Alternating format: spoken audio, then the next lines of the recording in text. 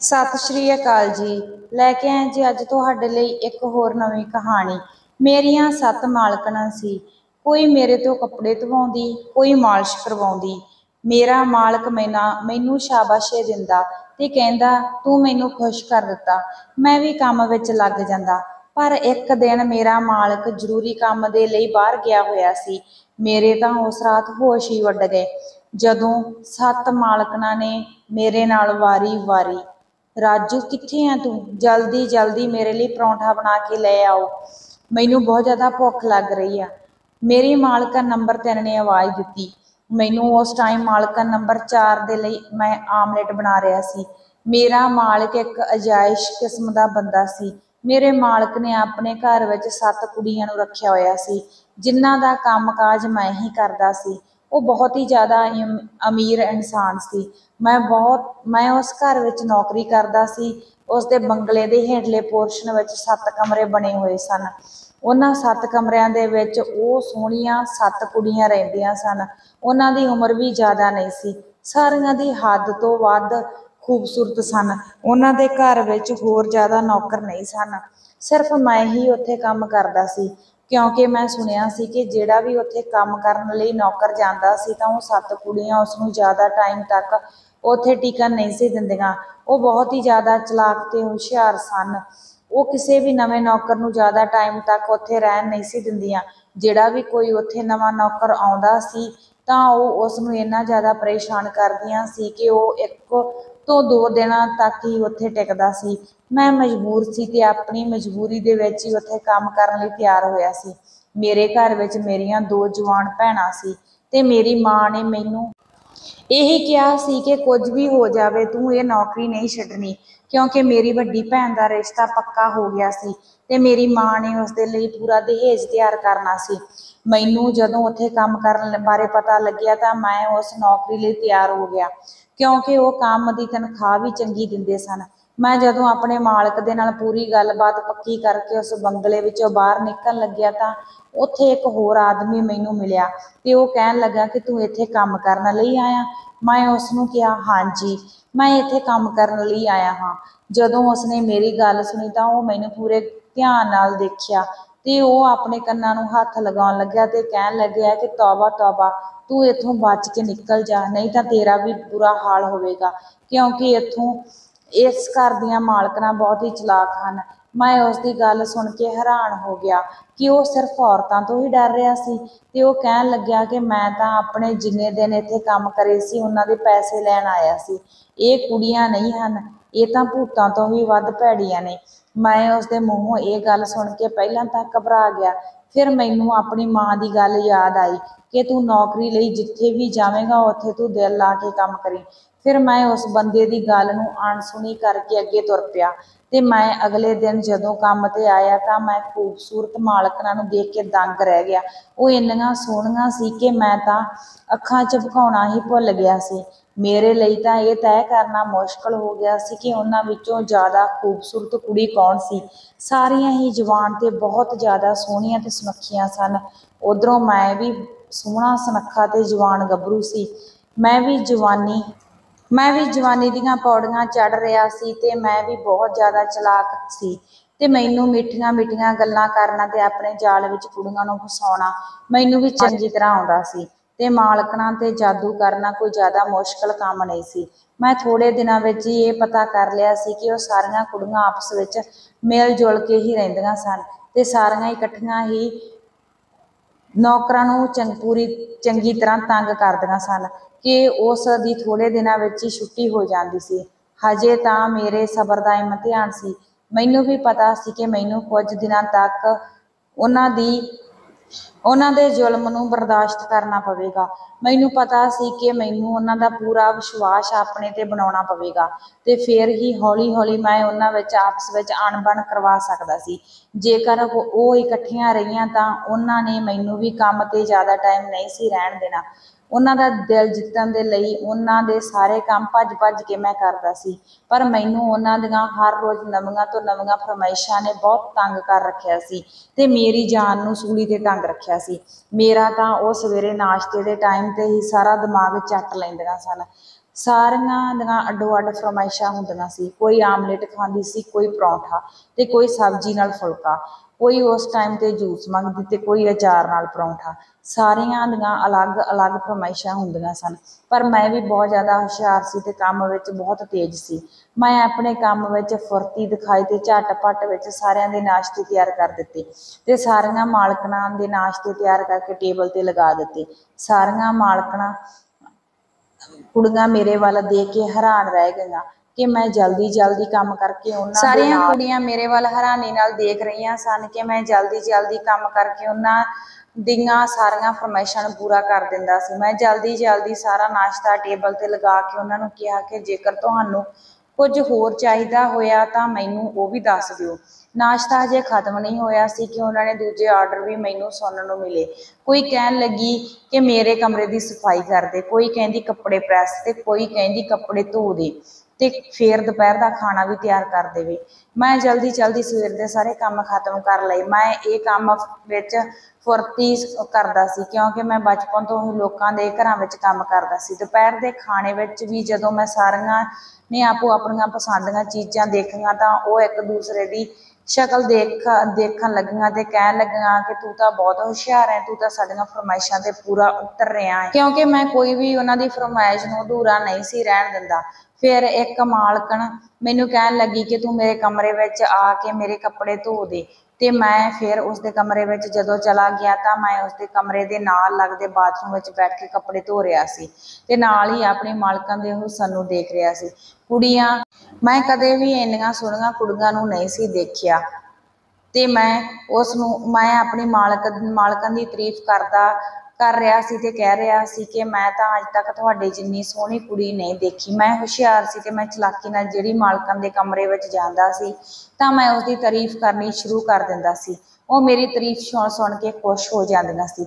ਜਦੋਂ ਮੇਰੇ ਮਾਲਕ ਨੇ ਦੇਖਿਆ ਕਿ ਮੈਂ ਉਸ ਦੀਆਂ ਸੱਤੇ ਘਰ ਵਾਲੀਆਂ ਖੁਸ਼ ਰੱਖਦਾ ਸੀ ਤਾਂ ਮੇਰਾ ਮਾਲਕ ਕਹਿੰਦਾ ਸੀ ਕਿ ਤੂੰ ਤਾਂ ਮੈਨੂੰ ਵੀ ਖੁਸ਼ ਕਰ ਦਿੱਤਾ, ਕਿਉਂਕਿ ਜੇ ਮੇਰੀਆਂ ਪਤਨੀਆਂ ਖੁਸ਼ ਆ ਤਾਂ ਮੈਂ ਵੀ ਖੁਸ਼ ਹਾਂ। ਤੂੰ ਤਾਂ ਮੇਰੀਆਂ ਮੁਸ਼ਕਿਲਾਂ ਨੂੰ ਆਸਾਨ ਕਰ ਦਿੱਤਾ। ਤੇ ਮੇਰਾ ਮਾਲਕ ਮੈਨੂੰ ਕਹਿੰਦਾ ਹੁੰਦਾ ਸੀ ਕਿ ਸ਼ਾਬਾਸ਼ ਏ, ਤੂੰ ਤਾਂ ਬਹੁਤ ਹੀ ਸਮਝਦਾਰ ਹੈ। ਮੇਰੇ ਮਾਲਕ ਨੇ ਮੈਨੂੰ ਇਹ ਗੱਲ ਕਹੀ ਸੀ ਕਿ ਤੂੰ ਮੇਰੇ ਮਗਰੋਂ ਮੇਰੀਆਂ ਸੱਤੇ ਘਰ ਵਾਲਿਆਂ ਨੂੰ ਖੁਸ਼ ਰੱਖੇਗਾ। ਮੈਂ ਬਹੁਤ ਚਲਾਕ ਅਤੇ ਤੇਜ਼ ਸੀ।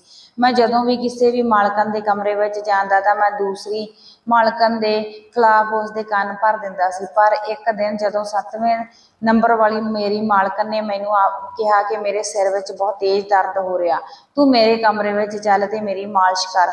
ਮੇਰਾ ਤਾਂ ਦਿਮਾਗ ਹਿੱਲ ਗਿਆ। ਮੈਂ ਕਿਵੇਂ ਕਰ ਸਕਦਾ ਸੀ? ਮੈਂ ਤਾਂ ਇੱਕ ਜਵਾਨ ਮੁੰਡਾ ਸੀ ਤੇ ਆਪਣੀ ਜਵਾਨ ਮਾਲਕਣ ਦੀ ਮਸਾਜ ਕਿਵੇਂ ਕਰ ਸਕਦਾ ਸੀ? ਉਹ ਮੈਨੂੰ ਕਹਿਣ ਲੱਗੀ ਕਿ ਰਾਜੂ, ਤੂੰ ਤੇਲ ਦੀ ਸ਼ੀਸ਼ੀ ਲੈ ਕੇ ਮੇਰੇ ਕਮਰੇ ਵਿੱਚ ਜਲਦੀ ਤੋਂ ਜਲਦੀ ਆ ਜਾ, ਮੇਰੇ ਸਿਰ ਵਿੱਚ ਬਹੁਤ ਤੇਜ਼ ਦਰਦ ਹੋ ਰਿਹਾ। ਮੈਨੂੰ ਨਹੀਂ ਪਤਾ ਸੀ ਕਿ ਮਾਲਕਣ ਦੇ ਕਮਰੇ ਵਿੱਚ ਜਾਣ ਨਾਲ ਮੇਰੀ ਜ਼ਿੰਦਗੀ ਵਿੱਚ ਐਡਾ ਵੱਡਾ ਤੂਫਾਨ ਆ ਜਾਵੇਗਾ। ਮੈਂ ਤੇਲ ਦੀ ਸ਼ੀਸ਼ੀ ਚੱਕੀ ਤੇ ਉਸ ਕੁੜੀ ਦੇ ਕਮਰੇ ਵਿੱਚ ਚਲਾ ਗਿਆ। ਜਦੋਂ ਉਸਨੇ ਆਪਣੇ ਕਾਲੇ ਲੰਬੇ ਵਾਲਾਂ ਦਾ ਜੂੜਾ ਖੋਲ੍ਹਿਆ ਤਾਂ ਉਹ ਹੋਰ ਵੀ ਸੋਹਣੀ ਲੱਗ ਰਹੀ ਸੀ। ਉਹ ਇੰਨੀ ਜ਼ਿਆਦਾ ਸੋਹਣੀ ਸੀ ਕਿ ਉਸ ਨੂੰ ਦੇਖੇ ਬਿਨਾਂ ਕੋਈ ਵੀ ਨਹੀਂ ਸੀ ਰਹਿ ਸਕਦਾ। ਉਹ ਇੰਨੀ ਜ਼ਿਆਦਾ ਸੋਹਣੀ ਸੀ ਕਿ ਮੈਂ ਤਾਂ ਉਸਨੂੰ ਦੇਖਦਾ ਹੀ ਰਹਿ ਗਿਆ। ਮੈਂ ਆਪਣੀ ਮਾਲਕਣ ਦੇ ਸਿਰ ਵਿੱਚ ਤੇਲ ਨਾਲ ਮਸਾਜ ਕਰਨੀ ਸ਼ੁਰੂ ਕਰ ਦਿੱਤੀ। ਮੇਰੇ ਮਨ ਵਿੱਚ ਵੀ ਕਈ ਤਰ੍ਹਾਂ ਦੇ ਖਿਆਲ ਆ ਰਹੇ ਸਨ, ਪਰ ਮੈਂ ਆਪਣੇ ਆਪ ਤੇ ਕਾਬੂ ਰੱਖਿਆ ਤੇ ਆਪਣੇ ਦਿਲ ਨੂੰ ਸਮਝਾਇਆ ਤੇ ਕਿਹਾ ਕਿ ਮੈਂ ਤਾਂ ਇੱਕ ਨੌਕਰ ਹਾਂ ਤੇ ਆਪਣੀ ਹੱਦ ਤੋਂ ਬਾਹਰ ਨਹੀਂ ਮੈਂ ਲੰਘ ਸਕਦਾ। ਮੈਂ ਆਪਣੀ ਮਾਲਕਣ ਦੀ ਤਾਰੀਫ ਕਰਨੀ ਸ਼ੁਰੂ ਕਰ ਦਿੱਤੀ ਕਿ ਤੁਸੀਂ ਤਾਂ ਸਾਰੀਆਂ ਮਾਲਕਣਾਂ ਨਾਲੋਂ ਜ਼ਿਆਦਾ ਸੋਹਣੇ ਹੋ। ਮੈਂ ਉਸਦੀ ਤਾਰੀਫ ਵਿੱਚ ਕਿਹਾ ਕਿ ਤੁਹਾਡੀ ਤਾਂ ਉਹਨਾਂ ਨਾਲੋਂ ਵੱਖਰੀ ਗੱਲ ਹੈ, ਤੁਹਾਡੀਆਂ ਅੱਖਾਂ ਵੀ ਬਹੁਤ ਜ਼ਿਆਦਾ ਸੋਹਣੀਆਂ ਲੱਗਦੀਆਂ ਨੇ। ਪਰ ਹਕੀਕਤ ਇਹ ਸੀ ਕਿ ਸਾਰੀਆਂ ਸੱਤੇ ਦੀਆਂ ਸੱਤੇ ਕੁੜੀਆਂ ਹੀ ਬਹੁਤ ਜ਼ਿਆਦਾ ਸੋਹਣੀਆਂ ਸਨ। ਉਸਦੀ ਤਾਰੀਫ ਮੈਂ ਕਰ ਰਿਹਾ ਸੀ ਤੇ ਉਹ ਚੁੱਪਚਾਪ ਬੈਠੀ ਸੁਣ ਰਹੀ ਸੀ। ਮੈਂ ਉਸਨੂੰ ਕਿਹਾ ਕਿ ਮੈਂ ਤਾਂ ਤੁਹਾਨੂੰ ਦੇਖਦੇ ਸਾਰੀ ਪਾਗਲ ਹੋ ਗਿਆ ਸੀ। ਮੈਂ ਇਸ ਤੋਂ ਪਹਿਲਾਂ ਕਦੇ ਵੀ ਇੰਨੀ ਸੋਹਣੀ ਕੁੜੀ ਨਹੀਂ ਦੇਖੀ। ਮੈਂ ਆਪਣੀ ਮਾਲਕਣ ਦੇ ਦਿਲ ਵਿੱਚ ਜਗ੍ਹਾ ਬਣਾਉਣੀ ਚਾਹੁੰਦਾ ਸੀ, ਪਰ ਜੋ ਗੱਲ ਉਹਨੇ ਕਹੀ ਉਹਨੂੰ ਸੁਣ ਕੇ ਮੇਰੇ ਤਾਂ ਹੋਸ਼ ਹੀ ਉੱਡ ਗਏ। ਉਹ ਕਹਿੰਦੀ ਕਿ ਮੇਰਾ ਹੁਸਨ, ਮੇਰੀ ਖੂਬਸੂਰਤੀ ਤਾਂ ਬੇਕਾਰ ਹੈ, ਮੇਰੀ ਖੂਬਸੂਰਤੀ ਮੇਰੇ ਲਈ ਸ਼ਰਾਬ ਬਣ ਗਈ ਹੈ। ਉਹ ਬਹੁਤ ਹੀ ਅੰਦਰੋਂ ਅੰਦਰੀ ਦੁਖੀ ਤੇ ਉਦਾਸ ਸੀ। ਮੈਂ ਡਰਦੇ ਨੇ ਉਸਨੂੰ ਪੁੱਛਿਆ ਤੇ ਮੈਂ ਕਿਹਾ ਕਿ ਮੈਨੂੰ ਇੱਕ ਗੱਲ ਦੀ ਸਮਝ ਨਹੀਂ ਆ ਰਹੀ, ਜੇ ਤੁਸੀਂ ਇੱਥੇ ਇੰਨੀ ਤਕਲੀਫ ਵਿੱਚ ਹੋ ਤਾਂ ਤੁਸੀਂ ਇੱਥੇ ਆਏ ਹੀ ਕਿਉਂ? ਮੈਂ ਇੱਕ ਅਜਿਹਾ ਸਵਾਲ ਪੁੱਛਿਆ ਸੀ ਕਿ ਮੇਰੇ ਮਾਲਕਨ ਨੇ ਮੈਨੂੰ ਪਹਿਲਾਂ ਪੁੱਛਣ ਤੋਂ ਰੋਕਿਆ ਪਰ ਉਸ ਦੀਆਂ ਭਿੱਜੀਆਂ ਅੱਖਾਂ ਨੇ ਮੈਨੂੰ ਮਜਬੂਰ ਕਰ ਦਿੱਤਾ ਸੀ ਇਹ ਸਭ ਕੁਝ ਪੁੱਛਣ ਲਈ। ਮੇਰੀ ਗੱਲ ਸੁਣ ਕੇ ਉਹਦੇ ਚਿਹਰੇ ਤੇ ਹੋਰ ਵੀ ਉਦਾਸੀ ਜਿਹੀ ਛਾ ਗਈ ਤੇ ਉਹ ਕਹਿਣ ਲੱਗੀ ਕਿ ਬੁਰੀ ਕਿਸਮਤ ਕਿਸੇ ਨੂੰ ਦੱਸ ਕੇ ਨਹੀਂ ਆਉਂਦੀ। ਤੇ ਇਹ ਕਹਿ ਕੇ ਉਸਨੇ ਠੰਡੇ ਸਾਹ ਲੈਣੇ ਸ਼ੁਰੂ ਕਰ ਦਿੱਤੇ। ਉਸ ਦਾ ਦੁੱਖ ਉਸ ਦੀਆਂ ਅੱਖਾਂ ਵਿੱਚੋਂ ਡਿੱਗ ਰਹੇ ਹੰਝੂ ਸਨ। ਉਹਨੇ ਇੱਕਦਮ ਹੀ ਮੇਰੇ ਹੱਥ ਆਪਣੇ ਵਾਲਾਂ ਵਿੱਚੋਂ ਪਿੱਛੇ ਕਰ ਦਿੱਤੇ ਤੇ ਕਹਿਣ ਲੱਗੀ ਕਿ ਤੂੰ ਬਸ ਕਰ ਤੇ ਆਪਣੇ ਜਾ ਕੇ ਕੰਮ ਕਰ ਲੈ। ਜਦੋਂ ਮੈਂ ਦੇਖਿਆ ਤਾਂ ਉਹ ਆਪਣੀ ਚੁੰਨੀ ਦੇ ਨਾਲ ਆਪਣੇ ਹੰਝੂ ਪੂੰਝ ਰਹੀ ਸੀ। ਪਤਾ ਨਹੀਂ ਉਹ ਇੰਨੀ ਕਿਉਂ ਦੁਖੀ ਸੀ। ਉਸ ਨੂੰ ਦੇਖ ਕੇ ਤਾਂ ਮੇਰਾ ਵੀ ਦਿਲ ਦੁਖੀ ਹੋ ਗਿਆ।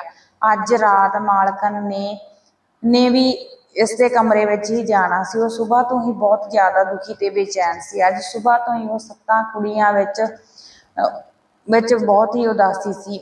ਉਹਨੂੰ ਇੱਥੇ ਆਈ ਹੋਈ ਨੂੰ ਵੀ ਕੋਈ ਬਹੁਤਾ ਟਾਈਮ ਨਹੀਂ ਸੀ ਹੋਇਆ ਜਦੋਂ ਮੈਂ ਦਿਨ ਦੇ ਟਾਈਮ ਵੇਖਿਆ ਕਿ ਦੂਜੀਆਂ ਕੁੜੀਆਂ ਉਸ ਕੁੜੀ ਨੂੰ ਤਸੱਲੀ ਦੇ ਰਹੀਆਂ ਸਨ।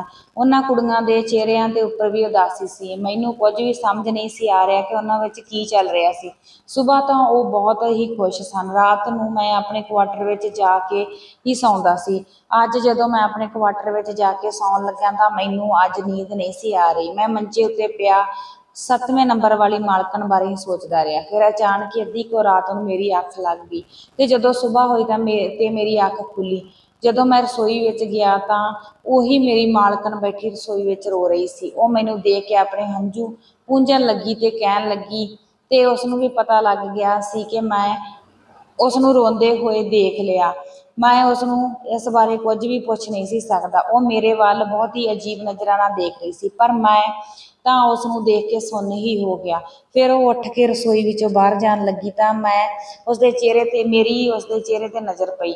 ਉਸਦੇ ਕੰਨ ਕੋਲ ਇੱਕ ਗਹਿਰਾ ਜ਼ਖਮ ਸੀ। ਉਹ ਜ਼ਖਮ ਇਸ ਤਰ੍ਹਾਂ ਲੱਗ ਰਿਹਾ ਸੀ ਜਿਵੇਂ ਕਿਤੇ ਸਿਗਰਟ ਨੂੰ ਰੱਖ ਕੇ ਉਸਦੇ ਚਿਹਰੇ ਉੱਪਰ ਮਸਲਿਆ ਹੋਵੇ।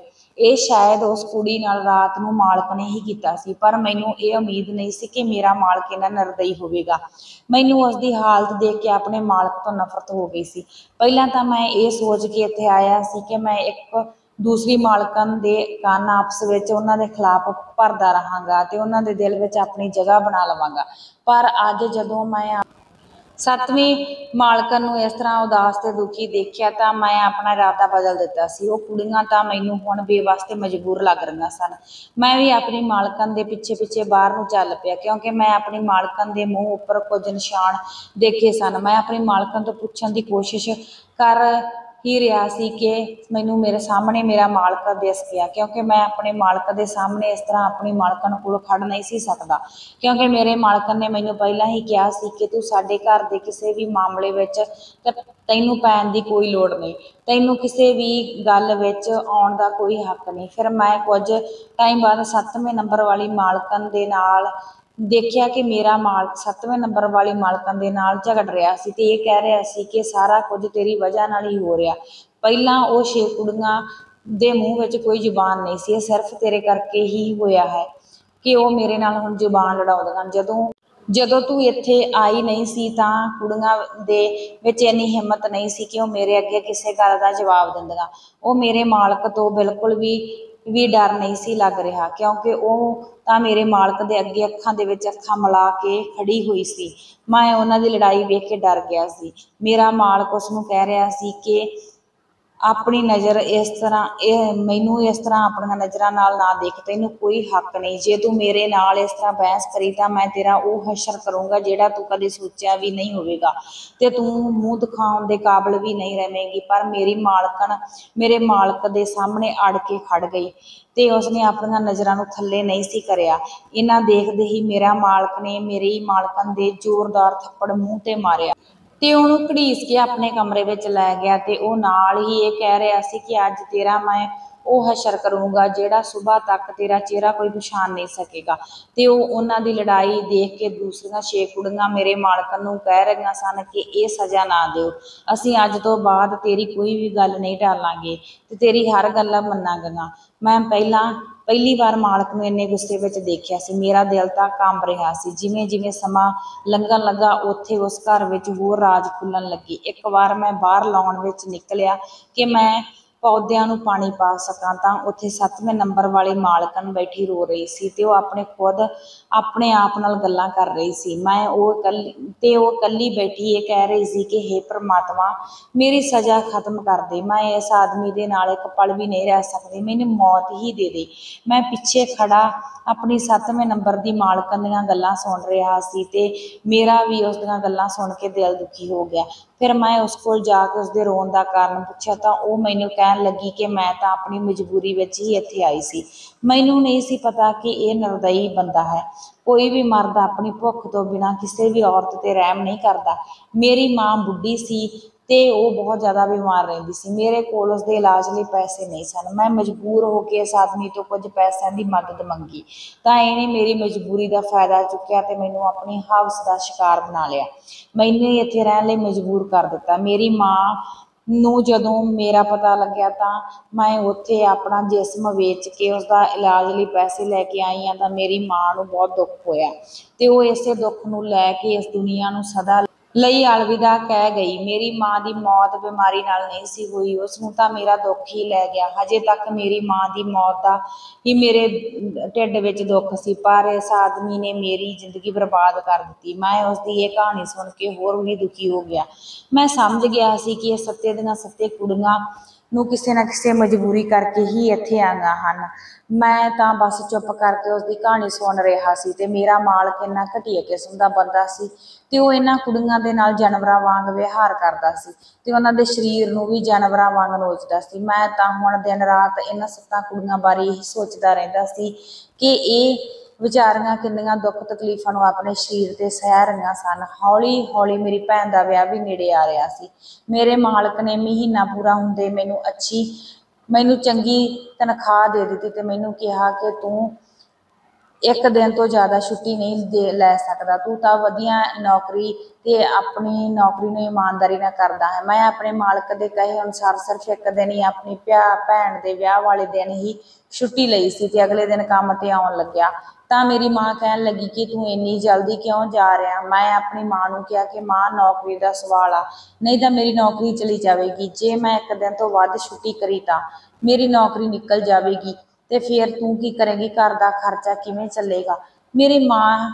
ਮੈਂ ਬਹੁਤ ਹੀ ਗਰੀਬ ਪਰਿਵਾਰ ਤੋਂ ਸੀ ਤਾਂ ਮੈਨੂੰ ਪਤਾ ਸੀ ਕਿ ਗਰੀਬ ਕੁੜੀਆਂ ਦੀ ਮਜਬੂਰੀ ਨੂੰ ਮੈਂ ਚੰਗੀ ਤਰ੍ਹਾਂ ਸਮਝਦਾ ਸੀ। ਗਰੀਬ ਘਰ ਦੀਆਂ ਕੁੜੀਆਂ ਪੈਸਿਆਂ ਦੇ ਲਈ ਕੀ ਆਪਣੇ ਸਰੀਰ ਉੱਪਰ ਸਹਿਣ ਕਰਦੀਆਂ ਨੇ। ਜਦੋਂ ਮੈਂ ਕੰਮ ਤੇ ਆਪਣੇ ਮਾਲਕ ਦੇ ਘਰ ਗਿਆ ਤਾਂ ਮੇਰਾ ਮਾਲਕ ਬਾਹਰ ਕਿਸੇ ਕੰਮ ਲਈ ਜਾ ਰਿਹਾ ਸੀ ਤੇ ਮੈਨੂੰ ਕਹਿਣ ਲੱਗਾ ਤੇ ਨਾਲ ਹੀ ਉਹ ਫੋਨ ਤੇ ਕਿਸੇ ਨਾਲ ਗੱਲ ਕਰ ਰਿਹਾ ਸੀ ਤੇ ਕਿ ਮੈਂ ਕੁੜੀਆਂ ਦੀ ਕੀਮਤ ਲੱਖਾਂ ਵਿੱਚ ਲਵਾਂਗਾ। ਮੈਂ 4 ਦਿਨ ਬਾਅਦ ਸ਼ਹਿਰ ਵਾਪਸ ਆ ਜਾਵਾਂਗਾ ਤੇ ਮੈਂ ਫਿਰ ਉਹਨਾਂ ਨੂੰ ਦੁਬਈ ਭੇਜਣ ਦੀ ਤਿਆਰੀ ਕਰ ਲਵਾਂਗਾ ਤੇ ਨਾਲ ਹੀ ਇਹ ਕਹਿ ਰਿਹਾ ਸੀ ਕਿ ਮੈਨੂੰ ਪਤਾ ਤੁਸੀਂ ਕੰਮ ਪੂਰੀ ਇਮਾਨਦਾਰੀ ਨਾਲ ਕਰੋਗੇ, ਤੁਸੀਂ ਬੇਫਿਕਰ ਹੋ ਕੇ ਹਰ ਇੱਕ ਕੰਮ ਕਰਨ ਲਈ ਤਿਆਰ ਰਹਿਣਗੀਆਂ। ਮੈਂ ਉਹਨਾਂ ਨੂੰ ਪੂਰੀ ਤਰ੍ਹਾਂ ਹਰ ਕੰਮ ਲਈ ਤਿਆਰ ਕੀਤਾ ਹੋਇਆ ਹੈ ਤੇ ਮੈਂ ਤਾਂ ਇਹ ਸਭ ਕੁਝ ਸੁਣ ਕੇ ਹੈਰਾਨ ਰਹਿ ਗਿਆ ਸੀ ਕਿ ਮਾਲਕ ਨੇ ਪਹਿਲਾਂ ਉਹਨਾਂ 7 ਕੁੜੀਆਂ ਨੂੰ ਆਪਣੀ ਹਵਸ ਦਾ ਸ਼ਿਕਾਰ ਬਣਾਇਆ ਤੇ ਹੁਣ ਉਹ ਪੈਸਿਆਂ ਦੇ ਬਦਲੇ ਉਹਨਾਂ ਨੂੰ ਵੇਚ ਦੇਵੇਗਾ ਤੇ ਉਹਨਾਂ ਨੂੰ ਦੁਬਈ ਭੇਜ ਦੇਵੇਗਾ। ਮੈਂ ਦੱਬੇ ਪੈਰੀ ਮਾਲਕ ਦੀਆਂ ਗੱਲਾਂ ਸੁਣ ਕੇ ਆਪਣੀ ਮਾਲਕਣਾ ਦੇ ਕਮਰਿਆਂ ਵਿੱਚ ਚਲਾ ਗਿਆ ਤੇ ਸਾਰਿਆਂ ਨੂੰ ਇਕੱਠਾ ਕਰ ਲਿਆ ਤੇ ਉਹਨਾਂ ਨੂੰ ਮਾਲਕ ਦੀ ਸੱਚਾਈ ਦੱਸਣ ਲੱਗਾ ਕਿ ਉਹ ਤੁਹਾਨੂੰ ਵੇਚ ਕੇ ਦੁਬਈ ਭੇਜਿਆ ਜਾਵੇਗਾ। ਮੇਰੀ ਗੱਲ ਸੁਣ ਕੇ ਉਹ ਸਾਰੀਆਂ ਪਰੇਸ਼ਾਨ ਹੋ ਗਈਆਂ। ਜਿਹੜੇ ਮੇਰੇ ਘਰ ਮਾਲਕ ਦਾ ਚੌਕੀਦਾਰ ਸੀ ਉਹ ਵੀ ਇੱਕ ਖਾਸ ਬੰਦਾ ਸੀ। ਜਦੋਂ ਮਾਲਕ ਕੰਮ ਲਈ ਬਾਹਰ ਗਿਆ ਤਾਂ ਉਹ ਮੈਨੂੰ ਜਾਂਦੇ ਹੋਏ ਇਹ ਕਹਿ ਕੇ ਗਿਆ ਕਿ ਤੂੰ ਆਪਣੀਆਂ ਮਾਲਕਣਾਂ ਦਾ ਚੰਗੀ ਤਰ੍ਹਾਂ ਖਿਆਲ ਰੱਖੀ। ਮੈਨੂੰ ਪਤਾ ਸੀ ਕਿ ਮੈਂ ਕਿਸ ਤਰ੍ਹਾਂ ਆਪਣੀਆਂ ਮਾਲਕਣਾਂ ਦਾ ਖਿਆਲ ਰੱਖਣਾ ਹੈ। ਮੈਂ ਸ਼ੁਕਰ ਮਨਾਇਆ ਕਿ ਮਾਲਕ ਆਪਣੇ ਕੰਮ ਲਈ 3 ਦਿਨ ਹੁਣ ਘਰ ਵਾਪਸ ਨਹੀਂ ਆਵੇਗਾ। ਮੈਂ ਇੱਕ ਦਿਨ ਸ਼ਾਮ ਨੂੰ ਰਾਤ ਦੇ ਖਾਣੇ ਵਿੱਚ ਨੀਂਦ ਦੀਆਂ ਗੋਲੀਆਂ ਮਿਲਾ ਦਿੱਤੀਆਂ ਤੇ ਚੌਕੀਦਾਰ ਨੂੰ ਉਹ ਖਾਣਾ ਖਵਾ ਦਿੱਤਾ। ਰਾਤ ਨੂੰ ਚੌਕੀਦਾਰ ਬੇਹੋਸ਼ ਹੋ ਗਿਆ ਤੇ ਮੈਂ 7 ਕੁੜੀਆਂ ਨੂੰ ਆਪਣੇ ਨਾਲ ਲੈ ਕੇ ਉਸ ਘਰ ਤੋਂ ਰਾਤ ਨੂੰ ਬਾਹਰ ਨਿਕਲ ਗਿਆ। ਉਹ ਬਹੁਤ ਜ਼ਿਆਦਾ ਪਰੇਸ਼ਾਨ ਸੀ ਤੇ ਮੈਨੂੰ ਕਹਿ ਰਹੀਆਂ ਸਨ ਕਿ ਸਾਨੂੰ ਰਾਤ ਨੂੰ ਤੂੰ ਕਿੱਥੇ ਲੈ ਕੇ ਜਾਵੇਂਗਾ, ਹੁਣ ਤਾਂ ਸਾਡੇ ਘਰਦਿਆਂ ਨੇ ਵੀ ਨਹੀਂ ਸਾਨੂੰ ਰੱਖਣਾ। ਮੈਂ ਆਪਣੇ ਪਲਾਨ ਮੁਤਾਬਕ ਉਹਨਾਂ ਕੁੜੀਆਂ ਨੂੰ ਅਨਾਥ ਆਸ਼ਰਮ ਵਿੱਚ ਛੱਡ ਆਇਆ ਤੇ ਸੁਬਾਹ ਹੋਣ ਤੋਂ ਪਹਿਲਾਂ ਹੀ ਆਪ ਘਰ ਵਾਪਸ ਆ ਗਿਆ। ਆਉਂਦਿਆਂ ਹੀ ਮੈਂ ਆਪਣੇ ਮਾਲਕ ਨੂੰ ਵੀ ਫੋਨ ਕਰ ਦਿੱਤਾ ਤੇ ਆਪ ਉੱਚੀ ਉੱਚੀ ਰੌਲਾ ਪਾ ਦਿੱਤਾ। ਰਾਤ ਨੂੰ ਸਾਨੂੰ ਉਹਨਾਂ ਮਾਲਕਣਾਂ ਨੇ ਨਸ਼ੇ ਦਾ ਖਾਣਾ ਖਵਾ ਕੇ ਉਹ ਆਪ ਘਰੋਂ ਭੱਜ ਗਈਆਂ। ਮੇਰੀ ਗੱਲ ਤੇ ਕਿਸੇ ਨੂੰ ਵੀ ਕੋਈ ਸ਼ੱਕ ਨਹੀਂ ਸੀ ਹੋ ਰਿਹਾ, ਕਿਉਂਕਿ ਮਾਲਕ ਨੂੰ ਮੇਰੇ ਤੇ ਪੂਰਾ ਵਿਸ਼ਵਾਸ ਸੀ। ਮੇਰਾ ਫੋਨ ਸੁਣਦੇ ਸਾਰੀ ਮਾਲਕ ਘਰ ਦੇ ਲਈ ਵਾਪਸ ਆ ਰਿਹਾ ਸੀ ਤਾਂ ਰਸਤੇ ਵਿੱਚ ਉਸਦਾ ਐਕਸੀਡੈਂਟ ਹੋ ਗਿਆ ਤੇ ਉਸਦੀ ਉਸੇ ਵਕਤ ਹੀ ਮੌਤ ਹੋ ਗਈ। ਪਰਮਾਤਮਾ ਵੀ ਚੰਗੇ ਬੰਦਿਆਂ ਨਾਲ ਚੰਗਾ ਕਰਦਾ ਹੈ। ਤਾਂ ਫਿਰ ਮੈਂ ਉਹਨਾਂ 7 ਕੁੜੀਆਂ ਨੂੰ ਘਰ ਵਾਪਸ ਲਾਇਆ ਆ ਤੇ ਮੈਂ 7ਵੇਂ ਨੰਬਰ ਵਾਲੀ ਮਾਲਕਣ ਨੂੰ ਪਸੰਦ ਕਰਦਾ ਸੀ। ਇੱਕ ਵਾਰ ਮੈਂ ਉਸ ਨੂੰ ਗੱਲਾਂ ਗੱਲਾਂ ਵਿੱਚ ਵਿਆਹ ਦੀ ਖੁਆਇਸ਼ ਵੀ ਰੱਖੀ ਸੀ। ਜਦੋਂ ਮੈਂ ਹੁਣ ਉਸ ਨੂੰ ਵਿਆਹ ਲਈ ਕਿਹਾ ਤਾਂ ਉਹ ਵੀ ਮੇਰੇ ਨਾਲ ਵਿਆਹ ਕਰਵਾਉਣ ਲਈ ਰਾਜੀ ਹੋ ਗਈ। ਫਿਰ ਮੈਂ ਉਸ ਨਾਲ ਵਿਆਹ ਕਰਵਾ ਕੇ ਉਸ ਨੂੰ ਆਪਣੇ ਘਰ ਲੈ ਗਿਆ। ਉਹ ਮੇਰੇ ਨਾਲ ਪੂਰੀ ਤਰ੍ਹਾਂ ਖੁਸ਼ ਸੀ ਤੇ ਅਸੀਂ ਖੁਸ਼ੀ-ਖੁਸ਼ੀ ਜ਼ਿੰਦਗੀ ਜਿਉਣ ਲੱਗੇ। ਮੈਂ ਆਪਣੇ ਦਿਲ ਵਿੱਚ ਇਹੀ ਸੋਚ ਰਿਹਾ ਸੀ ਕਿ ਮੈਂ ਉਹਨਾਂ ਮਾਸੂਮ 7 ਕੁੜੀਆਂ ਨੂੰ ਉਸ ਨਿਰਦਈ ਦੇ ਜਾਲ ਵਿੱਚੋਂ ਕੱਢ ਲਿਆ ਸੀ। ਬਾਕੀ 6 ਕੁੜੀਆਂ ਉਸ ਮਹਿਲ ਵਿੱਚ ਹੁਣ ਖੁਸ਼ੀ-ਖੁਸ਼ੀ ਰਹਿ ਰਹੀਆਂ ਸਨ। ਹਾਂਜੀ ਦੋਸਤੋ, ਅੱਜ ਦੀ ਕਹਾਣੀ ਤੁਹਾਨੂੰ ਕਿਸ ਤਰ੍ਹਾਂ ਦੀ ਲੱਗੀ ਆਪਣੇ ਕਮੈਂਟਾਂ ਰਾਹੀਂ ਜ਼ਰੂਰ ਦੱਸਿਓ। ਜੇਕਰ ਤੁਹਾਨੂੰ ਸਾਡੀਆਂ ਕਹਾਣੀਆਂ ਵਧੀਆ ਲੱਗਦੀਆਂ ਹਨ ਤਾਂ ਪਲੀਜ਼ ਲਾਈਕ ਸ਼ੇਅਰ ਜ਼ਰੂਰ ਕਰ ਦਿਆ ਕਰੋ। ਮਿਲਾਂਗੇ ਜੀ ਕੱਲ੍ਹ ਨੂੰ ਕਿਸੇ ਹੋਰ ਨਵੀਂ ਕਹਾਣੀ ਦੇ ਨਾਲ। ਤਦ ਤੱਕ ਲਈ ਦਿਓ ਇਜਾਜ਼ਤ। ਸਤਿ ਸ਼੍ਰੀ ਅਕਾਲ।